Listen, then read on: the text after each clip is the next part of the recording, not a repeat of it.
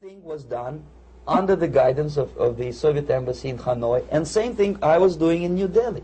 To my horror, I discovered that in the files where people were doomed to execution, there were names of pro-Soviet journalists with whom I was personally friendly. Pro-Soviet? Yes. They were idealistically minded leftists who made several visits to USSR, and yet the KGB decided that come revolution or drastic changes in political structure of India, they will have to go. Why is that? Because they know too much. Simply because, you see, the useful idiots, the leftists who are idealistically believing in the beauty of Soviet socialist or communist or whatever system, when they get disillusioned, they become the worst enemies. That's why my KGB instructors specifically made a point, never bother with leftists. Forget about these political prostitutes. Aim higher. This was my instruction. Try to get into large circulation, established conservative media. Rich, filthy rich movie makers, intellectuals, so-called academic circles. Cynical, egocentric people who can look into your eyes with angelic expression and tell you a lie. These are the most recruitable people, people who lack moral principles, who are either too greedy or too suffer from self-importance. They feel that they matter a lot. These are the people who KGB wanted very much to recruit.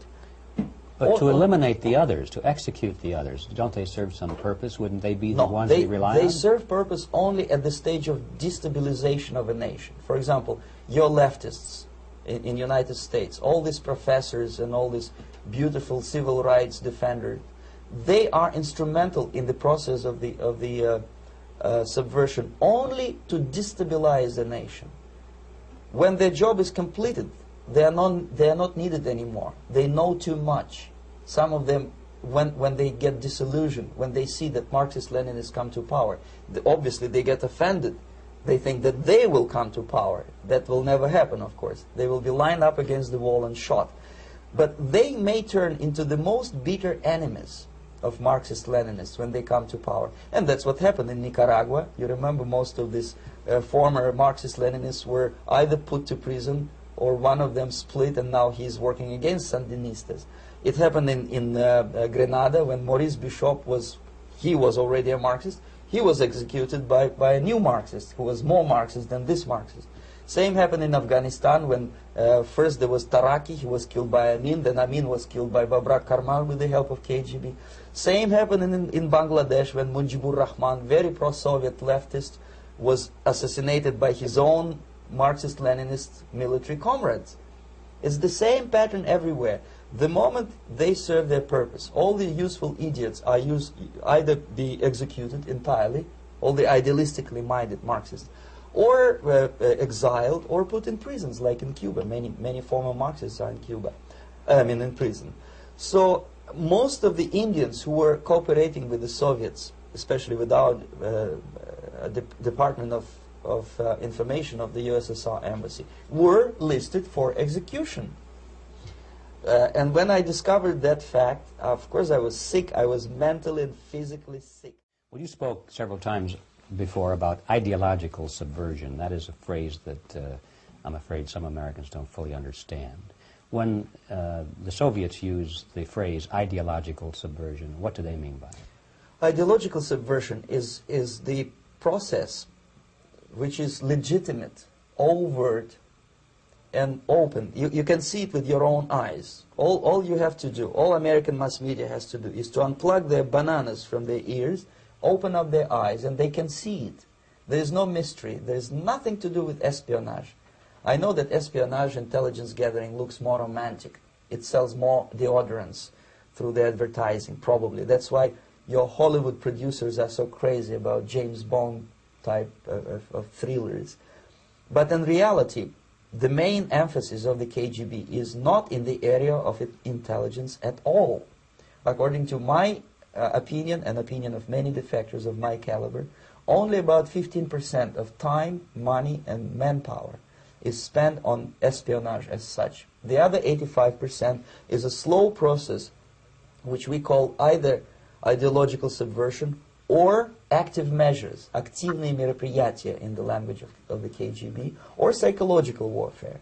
What it basically means is to change the perception of reality of every American to such an extent that despite of the abundance of information, no one is able to come to sensible conclusions in the interests of defending themselves, their families, their community, and their country. It's a great brainwashing process which goes very slow, and it's divided in 4 basic stages. The first one being demoralization. It takes from 15 to 20 years to demoralize a nation. Why that many years? Because this is the minimum number of years which requires to educate one generation of students in the country of your enemy, exposed to the ideology of the enemy. In other words, Marxism-Leninism ideology is being pumped into the soft heads of at least 3 generations of American students without being challenged or counterbalanced by the basic values of Americanism, American patriotism. The result you can see. Most of the people who graduated in the 60s, dropouts or half-baked intellectuals, are now occupying the positions of power in the government, civil service, business, mass media, educational system. You are stuck with them. You cannot get rid of them. They are contaminated. They are programmed to think and react to certain stimuli in a certain pattern. You cannot change their mind, even if you expose them to authentic information, even if you prove that white is white and black is black, you still cannot change the basic perception and the logic of behavior. In other words, these people, the process of demoralization is complete and irreversible. To get rid society of these people, you need another 20 or 15 years to educate a new generation of patriotically minded and common sense people who would be acting in favor and in the interests of the United States society. And yet these people who've been programmed and, as you say, in place and Yes. who are favorable to an opening with the Soviet concept, these are the very people who would be marked for extermination in this country? Most of them, yes. Simply because the psychological shock when they will see in future what the beautiful society of equality and social justice means in practice, obviously they will revolt. They will be very unhappy, frustrated people. And the Marxist-Leninist regime does not tolerate these people. Obviously they will join the links of dissenters, dissidents. Unlike in present United States, there will be no place for dissent in future Marxist-Leninist America. Here you can get popular like Daniel Ellsberg and filthy rich like Jane Fonda for being dissident, for criticizing your Pentagon. In future, these people will be simply squashed like cockroaches. Nobody is going to pay them nothing for their beautiful, noble ideas of equality. This they don't understand, and it will be a greatest shock for them, of course. The demoralization process in the United States is basically completed already. For the last 25 years. Actually, it's overfulfilled, because demoralization now reaches such areas where previously not even Comrade Andropov and all his experts would even dream of such a tremendous success. Most of it is done by Americans to Americans, thanks to lack of moral standards. As I mentioned before, exposure to true information does not matter anymore. A person who was demoralized is unable to assess true information. The facts tell nothing to him.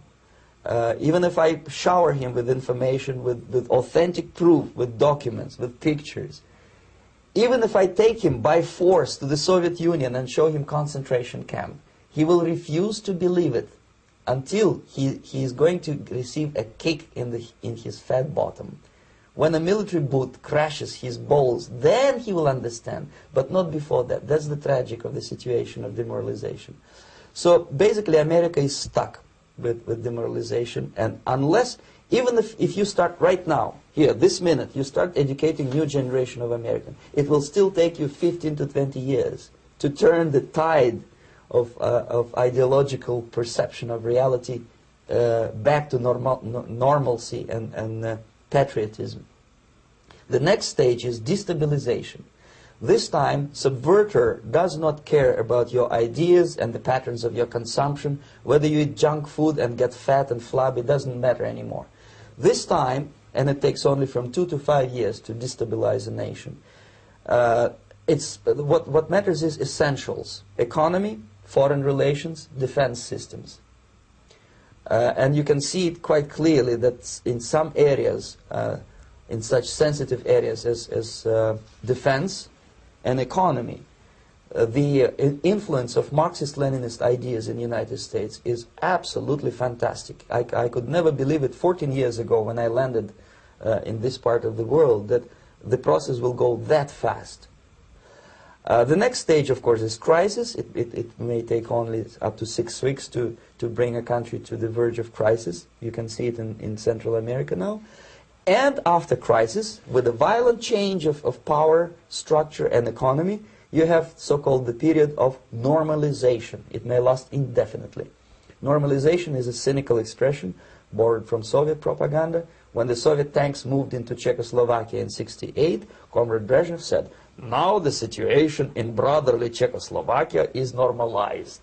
This is what will happen in the United States if you allow all these schmucks to bring the country to crisis, to promise people all kind of goodies and the paradise on earth, to destabilize your economy, to eliminate the principle of free market competition, and to put a big brother government in Washington, D.C., with benevolent dictators like Walter Mondale, who will promise lots of things, never mind whether. This is what will happen in the United States if you allow all these schmucks to bring the country to crisis, to promise people all kind of goodies and the paradise on earth, to destabilize your economy, to eliminate the principle of free market competition, and to put a big brother government in Washington, D.C., with benevolent dictators like Walter Mondale, who will promise lots of things, never mind whether the promises are fulfillable or not.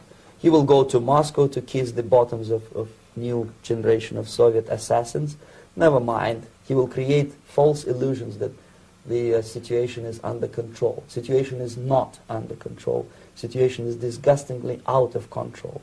Most of the American politicians, media, and educational system trains another generation of people who think they are living at a peacetime. False.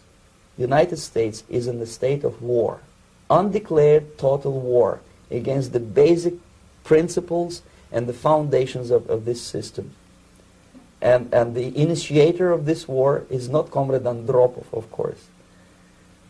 It's the system. However ridiculous it may sound, the world communist system or the world communist conspiracy, whether I scare some people or not, I don't give a hoot. If you are not scared by now, nothing can scare you. But you don't have to be paranoid about it.